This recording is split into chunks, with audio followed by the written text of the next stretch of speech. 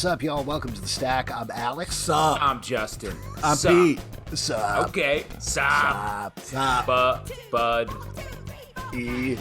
No. Wise. Is that what we're doing? We're doing the frogs? Yeah. That's what we were doing all of them. What's up? We were doing Budweiser. Right. Okay. What were you doing? I said Bud. I was doing the Bud Night, the Game of Thrones thing that they did. Oh, right. Oh, wow. On The Stack, we don't talk about Budweiser. We talk about We don't? We don't. We do. talk about We do a little. We do a little bit. We talk about a bunch of comic books. Kicking it off with The Nice House on the Lake, #1 from DC Comics, written by James Tynion IV, art by Álvaro Martínez Bueno. This is a big comic, huge release here that is made. Bueno is what it is. Bueno. It's made mega bueno. sales.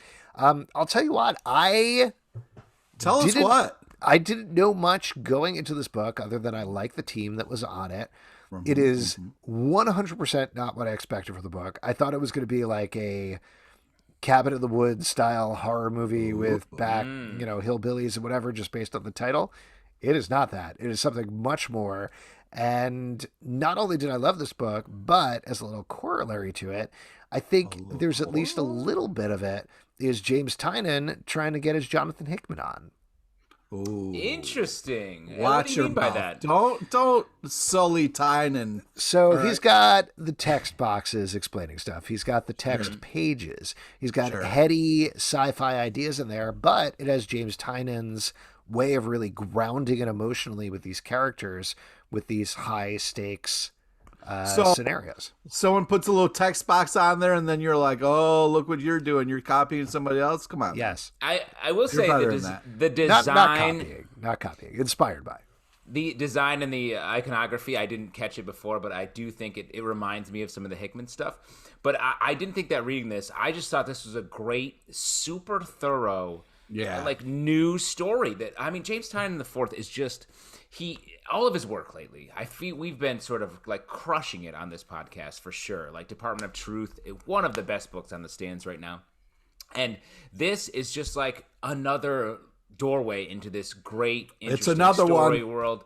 We got a red ball, and it's just a good story, a good comic. Keys. Did you have anything to say about the book, Pete? No, I'm just going to do DJ Khaled references. Yeah, no, I was impressed. I'm not a horror fan, but I really loved the setup of this. I thought it was like very cool and very intricate, and the art was just fantastic. Brought us into this world. Yeah, I'm scared and I'm in. And I know we're not really mentioning much about the plot here, but I think one of the joys of the book is discovering it as you're reading it. And this is undoubtedly a must read. You absolutely should pick this up. Don't read anything about it. Just pick up the book, read it, and you're going to love it. It's the book of the week. If you're a fan of houses and lakes, especially the movie Lake House, which we talk about a lot in our podcast we do. Universe, definitely pick this up. Yeah, put your junk in the mailbox. Iron Man Annual #1 from Marvel, written by Jed MacKay, art by Ibraim Roberson. This is kicking off the Infinite Destinies crossover that's happening through all of Marvel's annuals. Here, as you can figure out from the title, we're getting Iron Man getting a tip-off from Miles Morales about a big villain, goes after them, and it eventually loops back to the current plot in Marvel Comics that the Infinity Stones, I guess they're stones now, right? They 100% are. Yeah, are basically finding hosts and giving them powers. And we've seen some of them already. We've seen Star, who has the Reality Stone. There's another guy who's like Quick Timer or something like that. I don't remember what his name is. I think his name is Quick Timer. That's 100% right. No one would argue that. And we're going to find out more about that and the new status of the Infinity Stones throughout this event. What'd you think about this annual? Well, I just thought the beginning was adorable. You know what I mean? Like sometimes you want to get with your buddies and just go live that Seinfeld life. You know what I mean? Like walk around New York City, dumping ketchup and mustard all over your face and eating hot dogs and being like, I want to live Seinfeld's life. We were talking about there's a great little intro bit where Miles Morales and Tony Stark are fighting some Moloids who are tourists because the generation of Moloids above them got to actually take down New York, and they haven't, so they just want to come experience it. Super fun. Taking the Sex and the City bus tour. Really great choices. I thought this story was great. Really rooted in a lot of stuff that's been happening in the Miles Morales book with the Assessor. And just a great Iron Man story. The Infinity Stone stuff. Overtime is the dude that has the time stone. I believe his name is Quick Timer. Yeah. He's a QuickTime player, I believe is his name. Yeah. QuickTime player. And the stuff is, it's interesting. I like this. This feels like the book way back in the day, where the Infinity Stones were split, the Infinity Gems back then were split up amongst Warlock and his buddies. The Infinity Watch book. Right, yeah. Warlock and the Infinity Watch. Love that book. This is a little bit more complicated because each of the stones is hooked together in this circuit thing, which is confusing. Am I the only one that feels like this thing is a little... They're like, if you want to have the time stone, it's powered by the user's mastery of space. So it's like very much a connectivity thing as opposed to just like, I have this cool rock. I mean, as far as I know, this was set up by a friend of the show, Jordan D. White, who came up with... Whoa! Potentially with some writers, this sick idea mustache, of this that guy. thing. He's super into very complicated board games, and this feels... like that. Yes. It feels like it's a Settlers of Catan thing, potentially. Wow. Not necessarily a bad way, but I agree with you. I'm like, they are stones and they give power. Let me watch them on my TV show comic book. But it's okay to make them more complicated. And what I like about it is it really makes sense why they amount to the power of the Infinity Gauntlet, because if you have all of them, they're all actually feeding into each other, and you create, as they say in the back of the book, a circuit. But what do you think if they were gems and now they're stones? Are we worried that these rocks are growing? They're getting bigger. Gems to stones. So what's next? Boulders? Ooh, that's gonna be hard. Well, they're going from the righteous gems to the righteous gemstones is what's going on. It's a tie-in with the HBO show. Season 2 of the HBO show coming back soon, filming right now. I think eventually Walton Goggins is going to get all of the Infinity Stones. Well, I was hoping you were tying it into Gem, who, as we all know, is truly outrageous. These are all great comments on this comic book you should pick up. Next up, Crush and Lobo, #1 from DC Comics. Let the applause die down a little bit. Written by Mariko Tamaki, art by Amancay Nahuelpan. Pete, you clearly love this book. What's going on? Well, we don't know. He might have been applauding out of hatred. We don't know yet exactly. No. Let him interpret his applause.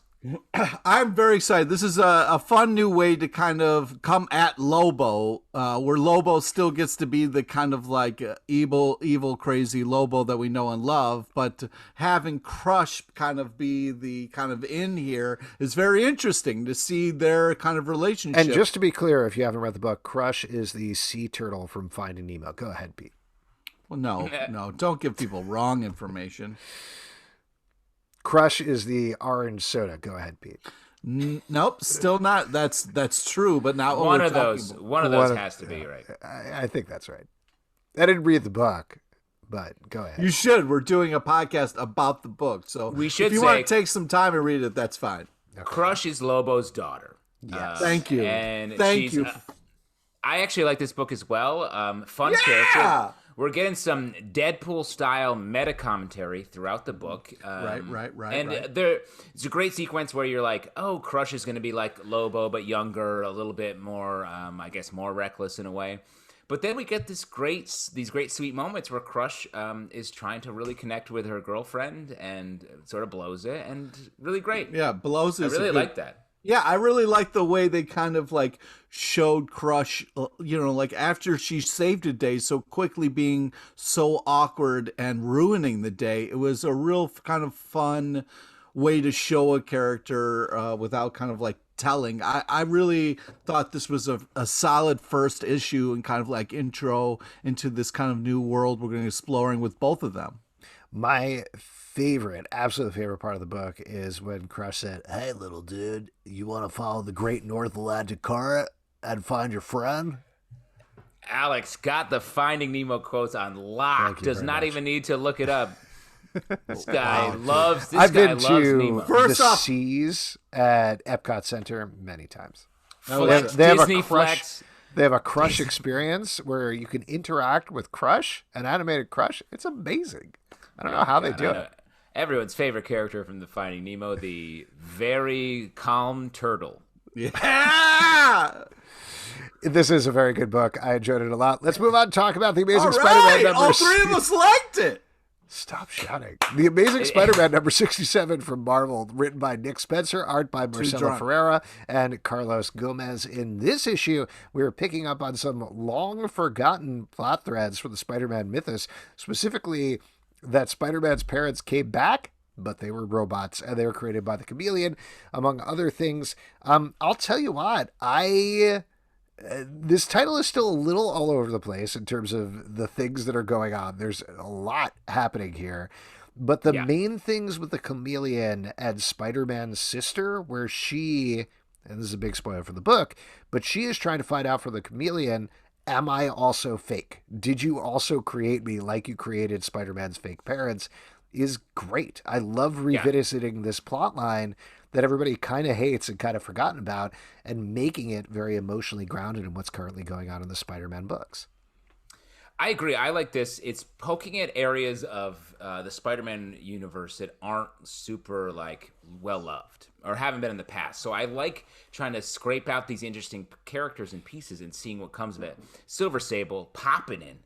Very excited about that one. Yeah, I was going to say, also with the 80s headband too. I mean, that's just fantastic. That's classic Sable right there. She's never taken it off. Exactly. And when you when you stick with your headband through the 80s, 90s, aughts, and then all the way to today. If she tried to take it off, it would probably take some of her skin with it. Oh, that's right. That's been on there for. Justin, and you're showering with it. I'm hoping you're going to start rocking the Sable headband, man. I think that'd be a good look for you. Do you think goatee headband is where? Yeah, dude, come on. Tennis racket? I don't know. Hang around at playgrounds, doing stretches on the playground equipment. Alex, what too happened? far? Yeah. Okay. DC Horror presents The Conjuring, The Lover, #1 from DC Comics, written by David L. Johnson-McGoldrick and Rex Ogle and Scott Snyder, art by Mike Spicer, Dennis Cowan, and Dave Johnson. So this is a number of short tales set in the Conjuring universe. Full disclosure, I've never seen a Conjuring movie, never seen any of the Annabelle movies, haven't seen The Nun or anything like that. But I really like this book. I thought the short horror stories were very good and fun and unique. There's a lot of ancillary material where they do fake ads for products, so it feels like an old comic book. I honestly went into this not wanting to like it, and I was very much won over by the end. What do you think, Justin?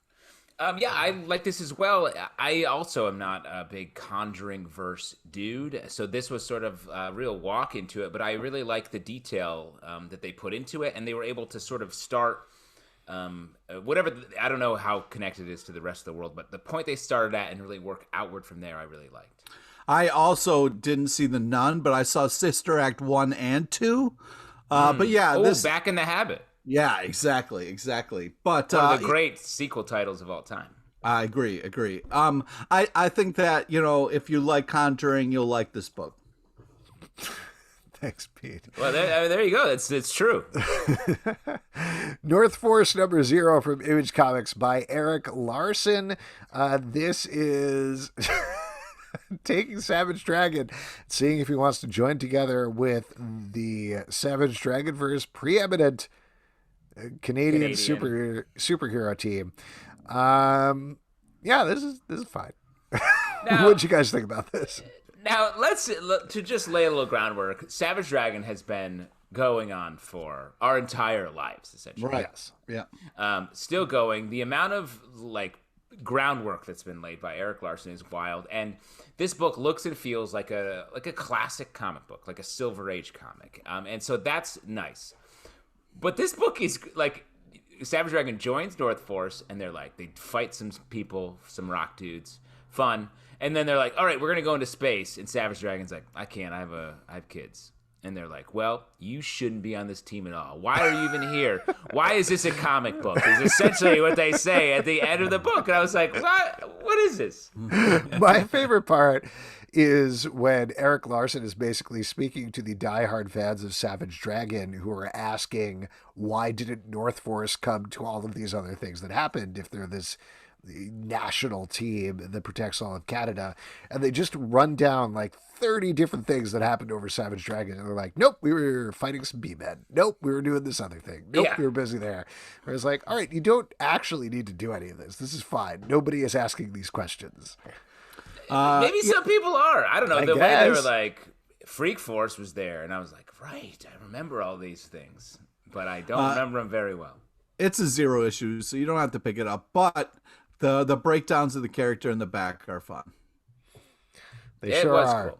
Next up, and I will tell Eric. Sorry, well, one last thing. Erik Larsen stuff reminds me of when I was a kid creating comic book characters. It has that same vibe where it's just like pure creation. If you like that, then I think dipping your toe into the Larsen verse is dip it in.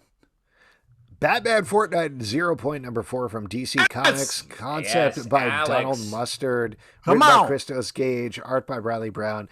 So we've talked about every issue of this book, and I am so much more into this than I thought I would be. In this issue, Batman has come out of the storm that has kept him silent for 3 issues, found Catwoman being held hostage by Deathstroke. Things are not quite what they seem, and they find out much more about this mystery about what's going on here. This is great. I almost wish they had stayed silent for the entire run because I was loving those first 3 issues so much. Yeah. But this is still really good. And Gage is finding such a good emotional grounding in the Bat-Cat relationship that it's really keeping me going through this whole thing. Yeah, it is like, I'm so happy that we do the show because old Pete, who would just go to the comic book shop and look at covers and then decide like, oh, maybe I'll check this out, maybe I won't. I would have never picked this up. But I am so glad that I did. This book is so much better than the title gives it credit for. Having Batman just kind of like trying to solve the Fortnite thing is just so great and so very cool. I'm having a blast. I really like it because Batman is actually getting to do some of the more nuanced Batman stuff we've seen in a long detective time. work. He's a little bit of a detective. He's getting to be a badass, but he's also taking a step back and being like, okay, well, you tell me what's going on. Like, we get to see him sort of really playing the situation out when so much of Batman these days is like, I have this, or I'm fucked and I don't have this, and then pulling it out at the end. And I'm going to punch this. This is cool. Yeah. There's also a great classic Batman moment in there where he has come out of the storm last. All of these people have been here for years trying to figure out what's going on this weird island that they're trapped on. And he starts giving orders and somebody says, wait, why are you going to give orders? And there's just a panel of him glaring at them and they're like, all right, go ahead. Whatever. He doesn't even have to say I'm Batman. He just gives the look that says I'm Batman and they immediately respond. And Fish Guy's like, whoa. And the other one with the thing is just like, okay, you're in charge, Batman. Yeah, then they start doing like some Fortnite dances or whatever they do. Exactly, which I know about. I know about that. I'm young. Basilisk #1 from Boom Studios, written by Cullen, Bunn, art by Jonas Scharf. Pete, you're losing your mind today. Enthusiasm. Yeah. Amazing. Dude, I'm not usually a bunhead, but I really love this book. I thought this was like a really solid first issue, unbelievable art, like really cool beginning, a lot of violence, a lot of gore, a lot of creepy crows. I think this is very cool. A lot of great character design. I think this is very interesting and does a great job of setting up this world. Justin, what about you? What did you think about this? I'm not usually a Cull shitter, Cullen Bunn fan, who is with the what we're really called. No, I like this a lot as well. Shitter? Like bullshitter, but Cull. Oh, okay. Thought of it just now, not pre-planned. I like this as a good intro to a horror story built around. It has like sort of superhero team elements, I feel like, here, and I like where it begins. Especially, I thought the intro was really cool and doesn't tell us much about what's happening at all. But really, but the art by Jonas Scharf is very good, and the characters are very clearly delineated. I like this as well. Next up, the Swamp Thing #4 from DC Comics, written by Ram V, art by Mike Perkins. This is the second issue of this arc where the new Swamp Thing has been taken inside of the Green. Of course, things are very wrong. May have something to do with Jason Woodrue, that rapscallion. That guy, bad. Come on.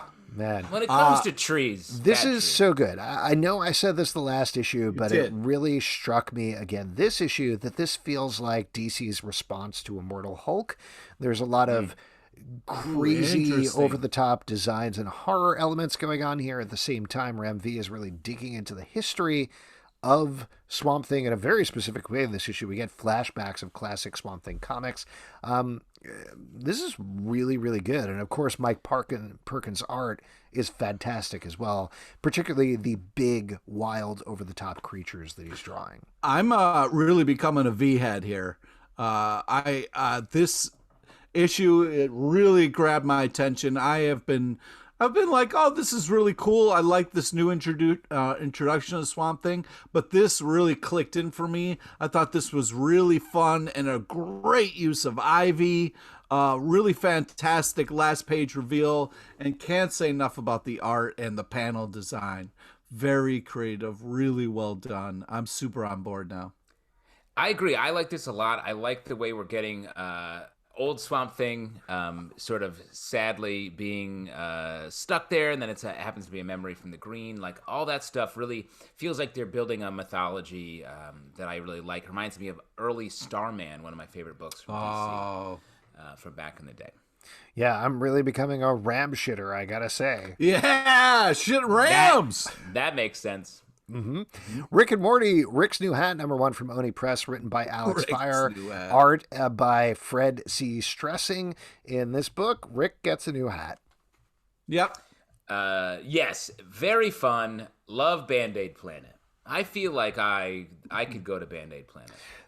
We've talked about a couple of these Rick and Morty books. This is, I think, the wildest one so far. There are so many ideas coming fast and furious here. Yeah. They're all very fun. They're all enjoyable. The tone is right. The characters are right.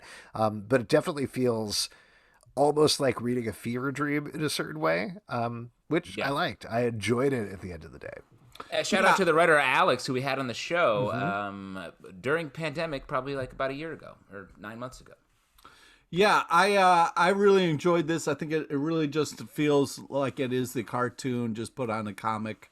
It's very much, they nail the character voices, and it really feels like just a kind of another tale in that world. I think it fits great. So well done. Batman #109 from DC Comics, written by James Tynion IV. Again, art by Jorge Jimenez and Ricardo Lopez Ortiz. Here, Batman is dealing with a bunch of threats. The main one seems to be the Scarecrow. There's also the Unsanity Collective. There's Simon Saint, a new businessman in town. Oh, man. And by Don't the trust end, those businessmen. we finally get the unveiling of the thing that was teased in DC Future State. We see the beginnings of the Magistrate program with Peacekeeper #1, and it might be more than Batman can handle. It continues to be a phenomenal run that is adding new mythology to Batman, which is not an easy thing to do. Yeah, I think it is layering in new stuff at a nice pace. I really love the art. Again, great Ivy stuff. I feel like the Harley seems like a key to helping this whole thing, which is great.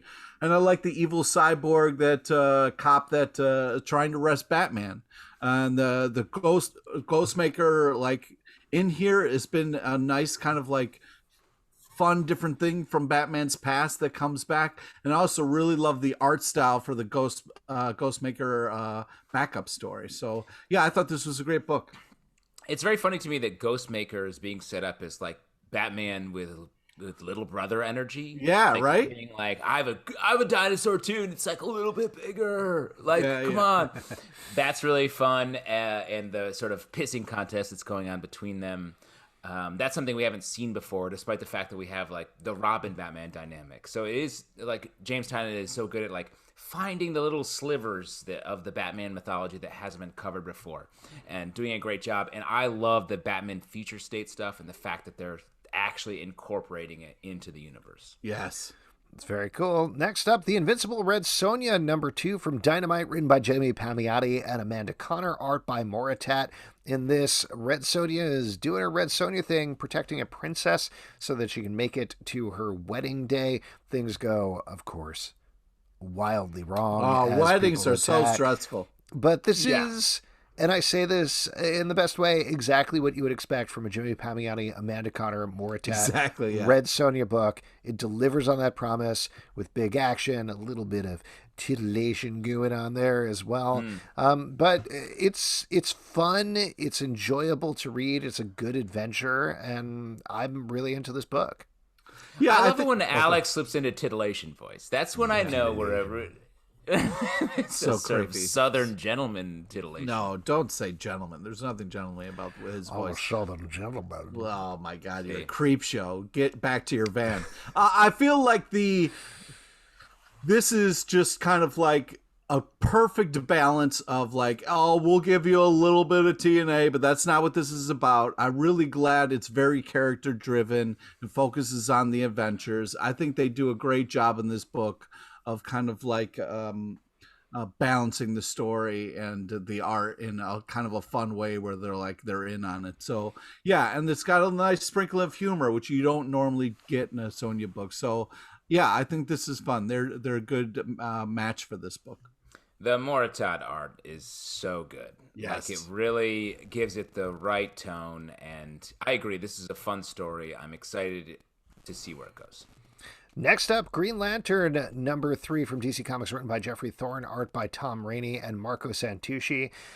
I cannot believe where we are with this book in the 3rd issue. I know we've talked about it each time, but there are just some huge, wild, big swings going on in this book. At the end of the 2nd issue, we got the big swing that after the Green Lanterns had joined the United Federation of Planets, or whatever they're calling it, Oa was basically blown up. They blew up the central battery. Everybody lost their Green Lantern power. And then, of course, the big tease at the end was the Green Lantern from Far Sector showed up right at the end there. Yeah! And Pete, she was a big part of this issue. What did you think about it? Well, I want less other Green Lanterns and more Far Sector. So I feel like they're finally getting there, which I'm excited about. But it's like, yeah, you guys suck, and the floating shirt tail people suck. So let's focus on the good stuff. You know what I mean? Mm-hmm. Wow. Pete, what did you think about the part where she died? Come on, that didn't happen. So don't. Yeah, she died in the book. She got killed. This is what I'm talking about with the big swings. I mean, you know that because you read the book. Whether that happened, right, Pete? Are you having fun, Subs? I'm having a good time. Great. I really love the Far Sector Green Lantern, Joe, and the fact that she has one of the last Green Lanterns whose ring is active, and to bring her right to the center of the Green Lantern story right now is great. This was like a wild issue with a lot of like realities being shifted, and we don't know what's actually happening with John Stewart. It felt very Star Trek: The Next Generation. Some of the bigger episodes of that show. With shattered realities and a character being sort of living an entire lifetime in a virtual reality, essentially.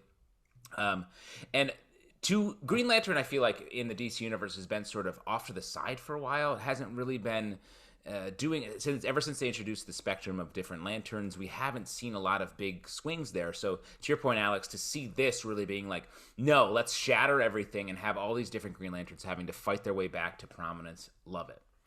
Yeah, I really like the John Stewart story, but that almost felt very separate what was going on with Far Sector Joe and everything back on Oa. And that, even though that was technically the backup story, that was the thing that got me excited. I almost wish that was the book, because just to spoil what goes on here, you have Joe. She has a different sort of ring that isn't powered by the central battery. She gets Teen Lantern, who has a gauntlet that isn't powered by the central battery. Baz has his own thing. He's always carried a gun because he's like, what if my ring fails? So she's putting together this team of like off-brand lanterns who are still the ones who could defend the universe. And I love that idea. Super into this team up. Love this team. I think this is very cool. There's a tease that Hal Jordan still has some of his power at the end and is going to get mixed in some way. And I love that. It's so good that it takes away from the John Stewart story for me a little bit, because the John Stewart story, to your point, is like, this is a really good John Stewart story. And then the backup is like, oh shit, this is where it is. This is where like the game changers are going on. So I don't know. Still a really good book. I'm very impressed by this, particularly because people have been so hooked into what Jeff Johns did with Green Lantern for so many years. To change it up in a big way is really smart, and I like that quite a bit. Next up, Bliss, number 8 from Image Comics, written by Sean Lewis, art by Caitlin Yarsky. This is the last issue of this book, which we've been enjoying quite a bit. There's a little bit of wrap-up here. In terms of the main story, where the dad is being confronted by everybody that he's wronged over the course of his life. Oh my God. It has a kind of sad ending, and then there's a very confessional portion from Sean Lewis at the end there that is absolutely beautiful. I was very surprised and stunned in a good way by this last issue. How'd you guys feel? Yeah, I was real shocked. I thought it was well done, though. And then you guys, since you have kids, you should read this comic with them because of that touching thing at the end. It all just makes sense. But I think this ended really well. And then not only did it end well, but also we got a little behind the curtain kind of show of the heart behind the story idea, which was so touching and well done. Yeah, I became more impressed with this comic as time went on, and it really ended in such a great way. I agree. The sort of back matter comic text piece I thought was so good and so strong, and it really helped to sort of give us more context for the main story that we've read in all these issues leading up to this one. So really enjoyed this. To land on something that is that personal and still told in comic book form, I thought was great. Also, we got the art is just phenomenal from the very beginning till here. It's just so well done. Great book. Definitely pick it up or collect it in trade when it eventually comes out in that. Next up, Nocterra, number 4 from Image Comics, written by Scott Snyder, art by Tony S. Daniel. In this issue, our main 2 characters are still trying to get away from Blacktop Bill. They're getting much closer to potentially some sort of sanctuary. They don't exactly know. And meanwhile, the main character's brother is being turned into a shade, which is very bad. This book is great, though. It's so tense. Tony S. Daniel's art is so good, and it's big action and big ideas at the exact same time. I agree. It's really good. And when Scott was telling us about this book before he launched it, it felt like something oh, is this a side project? Why are you doing this? And it's just a great standalone comic book that fun world, fun story, and it just seems like he can't miss. Yeah, I also really like the kind of backstory we get with kind of the main character here as we're kind of building this stuff out. It's I feel like touching in all the right ways, but also this reveal of how important sunshine is such a crazy place to end it or end this issue. I think I get a handle on what's going on, and then Scott's like, no, you don't know the story yet. So it's really impressive how this is building all with a ton of action, kind of the story keeps unfolding. I think this is a great comic, unbelievable art. Pete, you don't like sunshine? Sure. You just got to be careful with it. You know what I mean? You can get burned. Yeah. Wow. Nobody has put on sunscreen at any point in this book, which is very weird to me. Yeah, very weird. Last but not least, Deadly Class, number 46 from Image Comics, written by Rick Mender, art by Wes Craig. In this issue, we're getting some flashbacks, flash forwards, flash sideways, lots of stuff going on here as we check in with our main characters years later as well as years before. Justin, I think you're the number 1 Deadly Class fan. Also, Justin, right. Does this make you miss your yacht? I know you're just, minutes off of it, but Yeah, but we're building a yacht into my backstory here on this podcast. I think this is great. In the on the letters page, Rick Remender talks about how this is the book that sort of keeps him going, and they put all of everything they have into this book, and it really shows on the page. And with the way they tell the story, there's just so much going on in every issue. Like you said, Alex, we're telling different time periods from these characters, and even if you're a casual Deadly Class fan, you can see there's still power in the story there if you don't know exactly what they're talking about.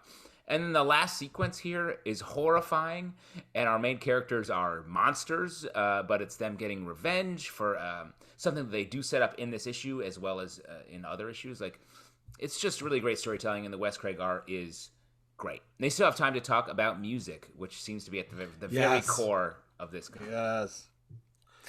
I love the music banter that they kind of sprinkle in.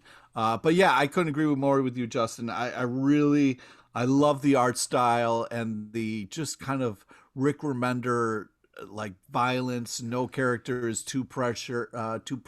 Like, you don't know what's going to happen when you're reading a Rick Remender book, and it's kind of a fun thing. But Justin, I want to ask real quick something they touch upon in the book that I wanted to. How important is boat shoes? You know what I mean? Because, like, if a noob gets on a yacht, like, you know, I don't want to look stupid. Like, are boat shoes like a must-have? Like, what would you say?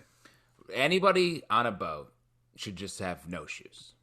Oh, so, like, boat shoes are people who don't actually know what they're doing in a boating. And as long as you need to do 2 things: no shoes, keep your bathing suit on, 3 things, and know how to tie the boat up when you land.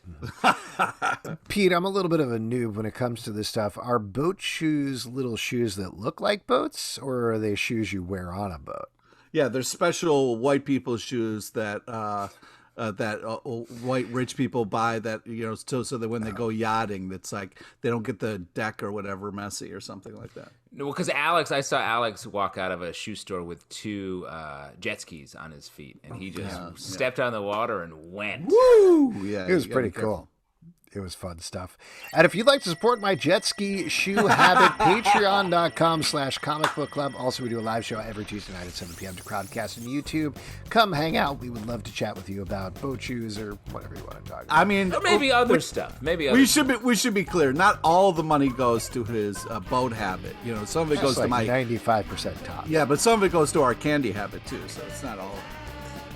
Check out Candyman, our Sweet Tooth podcast, in its own feed, guys. iTunes, Android, Spotify, Stitcher, or the app of your choice to subscribe and listen to the show at Comic Book Live on Twitter, comicbookclublive.com for this podcast and more. Until next time, good night.